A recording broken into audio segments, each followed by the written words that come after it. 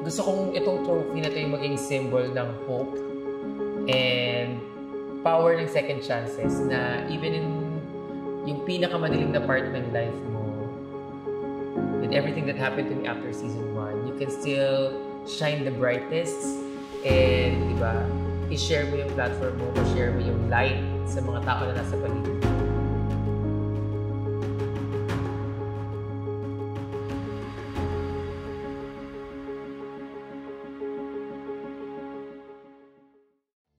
Okay, now, nandito naman tayo sa episode 9, which is the Roomix Challenge, where we have to create our own lyrics, shoot a music video, and for the runway, category is award-giving body yari yari.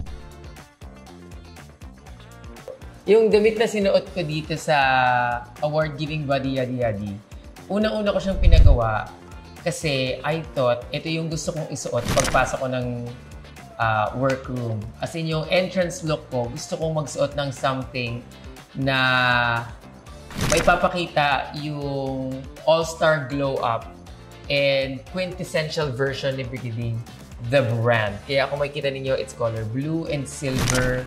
Pero nung nalaman ko na merong award-giving body, dun ko ginamit tong look na to kasi parang mas nagre-resemble siya ng award na gusto ko ibigay sa sarili ko, which is being the brightest star, the mother of the house of Ding.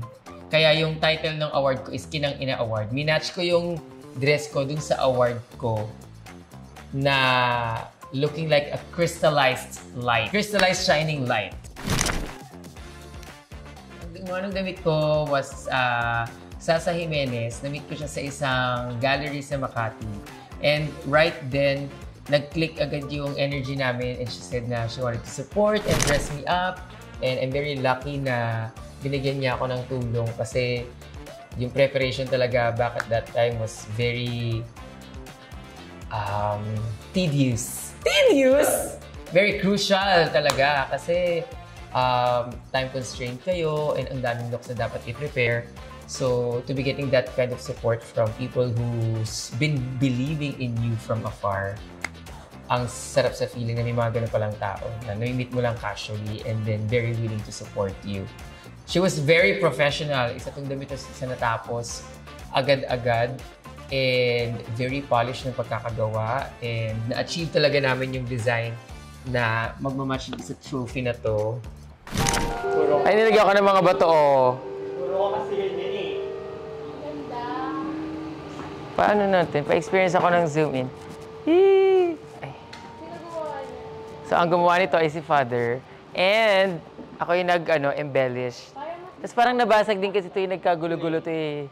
Diba? So, niretouch ko ng konti. Dinagdagan ko ng mga filler na mga stones. Ganda! Di ba nga, gusto niyo pa ipagawa yan sa ibang tao. Gusto niyo ipagawa sa iba. Tapos sabi ko, ano yung nagawa kayo kuya? Di ba nga? Di ba 30 kilos yan? Ang bigat nito ay 30 kilos. Kaya ganito kalaki yung muscle ko. Ayan, labas mo yan. Sama mo yan. Gusto nila yan. For the Kinang Ina Award, I wanted to combine being the brightest star and the mother of the house of Ding. And of course, being a shining light to the community. Kasi di ba after what happened to me on season 1, parang binalikan ko yung mga bagay na talagang right to the core Brigading. I focus on finding my purpose as an artist kasi talagang dati pa lang mahilig na ako mag-push ng mga friends, ng mga sisters, ng community, mag-nurture. After Drag Race, parang din ko nahanap yung purpose ko na to share the platform and expand the community. Mag-share ng livelihood. Kaya through Drag Race, even before Drag Race, nagpo-produce na ako ng mga drag shows. And after Drag Race, mas capable ako na mag-share ng platform. Kaya ako nagkaroon ng House of Ding. Kaya ako napadala si Zimba sa Season 3 or natulungan si Zimbang dalhin yung sarili niya sa Season 3. Ako sa mga producers ng Adonis Prod House. And I was also the host and producer of Cake, a laboratory show for all types of drag. Dito mo mapapanood yung mga alternative drag queen, yung mga baby queens na kailangan ng platform, and also Rampa, yung nightclub namin ng Divine Divas sa Quezon City. Diyan mo rin mapapanood yung mga pinakamagagaling na mga new generations of drag. And of course, yung online talk show ko sa YouTube na Brigading the Brand, kung saan maririnig life stories, unique experiences ng mga drag queens and mga sisters ko na hindi natin napanood sa Drag Race. In fairness, it's giving Taylor Swift vibes. Di ba may album siyang Midnight? Yes.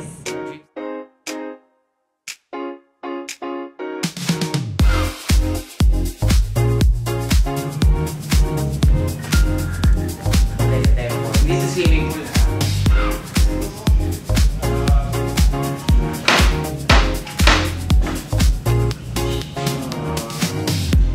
It's giving bathhouse. Giving Station Royale, di ba? Angat daw, angat.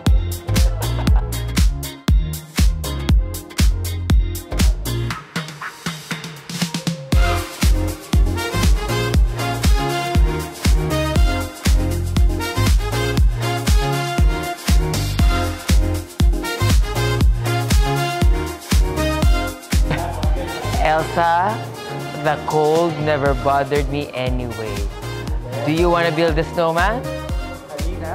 Halinat?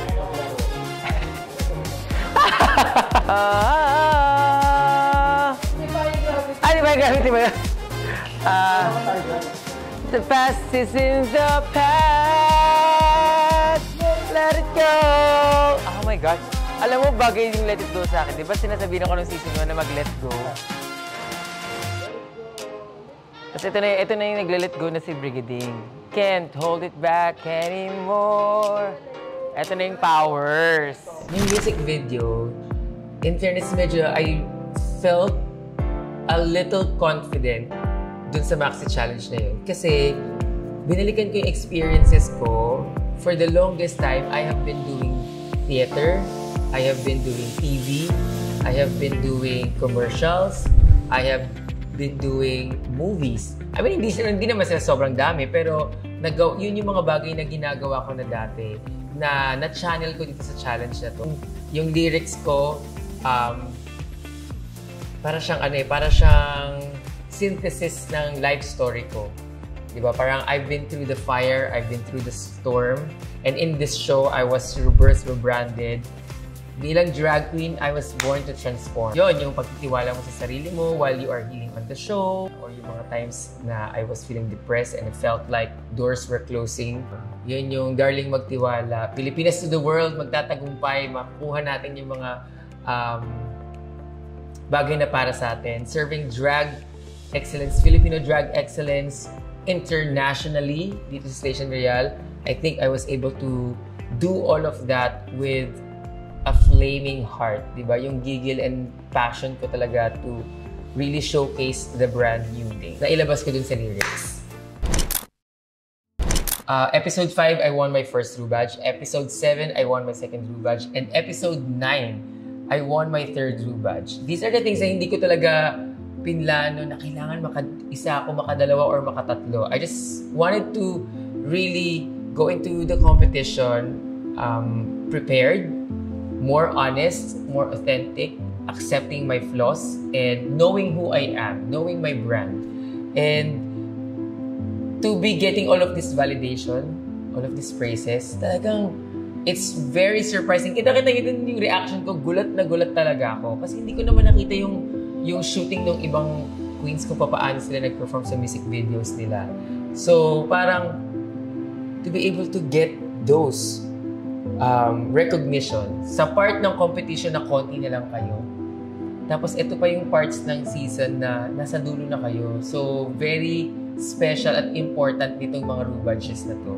Kaya nung tinawag ako na ako yung first grand finalist, wala na, lokang-loka na talaga ako. Sobrang sarap sa feeling kasi parang naging successful yung pagpapakilala mo sa sarili mo at pagpapakita mo ng kung sino ka talaga and how much you've grown all of those years, and used all of your experience to make you a better artist, to make you a better person, and inspire others.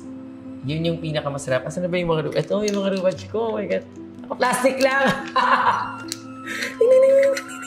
Di ko naman in-expect na on my lyrics, pusong nanggigigil, ning-ning-ning.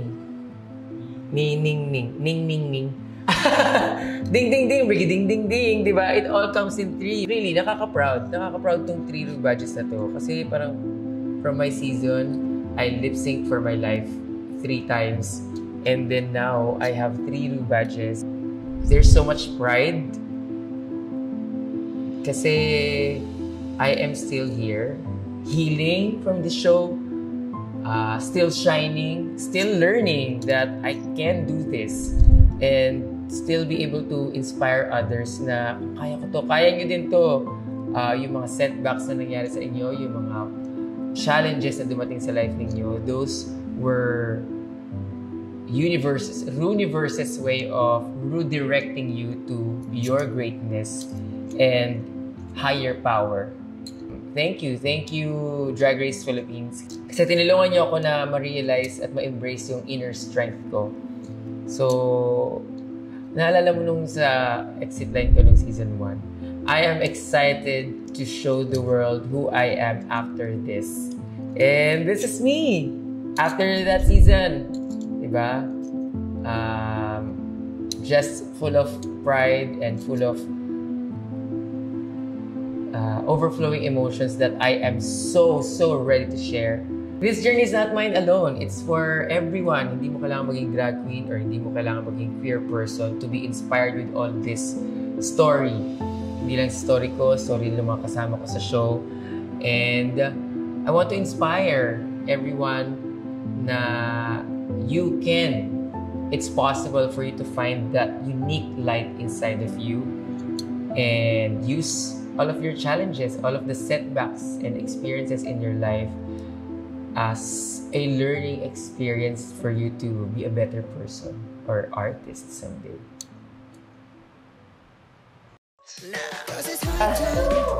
Hi! Hello! Hi! Okay naman. Congratulations naman. Thank you. Napaunlakan niyo ako dito sa podcast ninyo. Sobrang fun kami. Talaga? Kamusta? Kamusta naman ang buhay-buhay? Okay naman, masaya naman. Ikaw, kamusta ka? Okay naman, masaya ako kasi at least, diba, parang I get to experience this again, second time around. Nanonood ba kayo? Oh my God! Napanood niyo yung episode kahapon? Ito yung look ko doon. Wait, ito ba yung Drag Queen Philippines? Yes, drag. Ito ba yung Drag Queen Philippines? Yes! Ito yung Drag Queen Philippines Station Royalty. Yeah. At saka medyo kahawig niyo yung dati, oh. Oo nga. Elizabeth Ramsey! Uy! Ayan naman nasabi mo sa mga viewers natin dyan na mga sumusunod. Hello po. Maraming salamat sa pagsama sa amin dito sa podcast na to. Sa mga sumusuporta po sa akin, are you #Team Brigading? Please i-tweet nyo po yan at i-post nyo yan. Supportahan nyo ako. Next week, ang finale! See you guys next week. Ito lang ka, ha? Zin, BJ!